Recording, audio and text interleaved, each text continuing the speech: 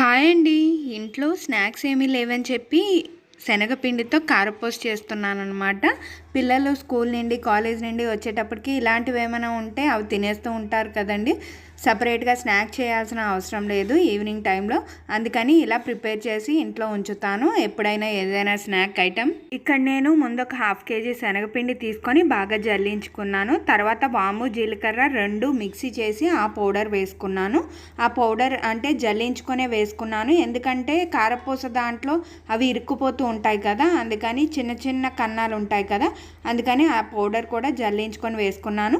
సరిపడా ఉప్పు, పసుపు, కారం వేసుకొని బాగా ఒక గరిటెడు ఆయిల్ వేసుకొని హాట్ ఆయిల్ బాగా కలుపుకున్న తర్వాత వాటర్ వేసి బాగా కలుపుకొని మెత్తని పేస్ట్లా చేసుకొని తర్వాత దాన్ని కారపూస గొట్టంలో వేసి నూనెలో వేసి ఫ్రై చేసుకున్నాను అనమాట. చాలా బాగుంటుంది ఈవినింగ్ స్నాక్ కింద.